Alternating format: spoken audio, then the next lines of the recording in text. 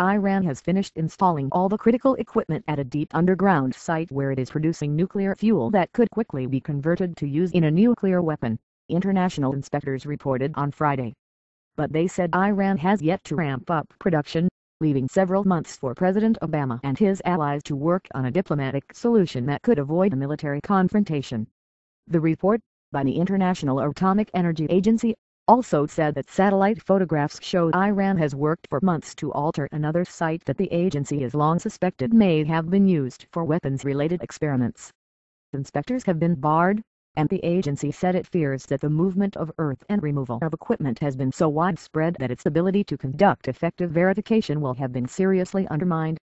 The report, which is updated and circulated quarterly to the agency's board, was published just 2 days after Mr. Obama told reporters at a news conference in Washington that he would try to engage Iran in new negotiations, which went nowhere in his first term.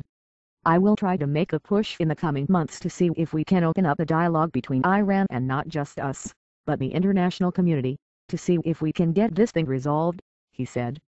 Administration officials and diplomats said they believe, based on the IAEA reports and other intelligence, that it will be at least spring before Iran has amassed enough medium-enriched uranium to make a single weapon. That is the latest red line that Israel's Prime Minister, Benjamin Netanyahu, has drawn, suggesting that at that point Israel might be forced to take military action. But Mr. Netanyahu made a similar threat in the fall. The deadline slipped, as many have before, as it became clear that Iran's production rate for 20% enriched uranium, the type that could be converted fastest to bomb fuel, has not been as rapid as Israel and the United States had first predicted. The new report underscores that reality. The inspectors found that, as intelligence officials and diplomats reported several weeks ago, the deep underground site called Fordow, near the holy city of Qum, is virtually complete. It is filled with 2,784 centrifuges, the maximum number it was designed to hold. Of those, 644 were added since the agency's August report. But only 696 of the centrifuges are actually enriching uranium, while another 696 are very close to that stage. They could double the rate of production at Fordow very quickly, said a European diplomat who follows the agency's work. They could go at any time. After that, officials say, it would be only a few months before Iran had enough fuel to produce a weapon if it decided to do so. However, American intelligence officials are still sticking to their conclusion, which dates back to 2007, that Iran has not made a political decision to produce a weapon, but may want to keep the option open.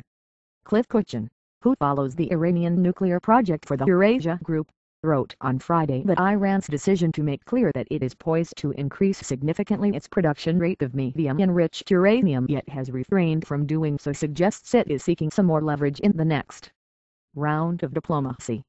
The West, and the U.S., the Iranians may calculate, will be willing to pull back on sanctions in return for stopping Iran from coming that close to being able to produce even a single weapon. Iran has diverted slightly less than 100 kilograms of its medium-enriched uranium to fuel the research reactor in Tehran that is used to produce medical isotopes. Once converted to reactor use, that fuel is very difficult to use in a weapon. Israel cited that diversion as one reason it put off the threat of attack. American officials are hoping to put together the revised offer to Iran that would forestall the moment when it had enough fuel for a single weapon. Once again, we need to put time on the clock, said one senior administration official involved in the discussions over what kind of proposal to make. So far, Iran has rejected offers that would require it, as a first step, to halt production and to ship its existing stockpiles of fuel out of the country.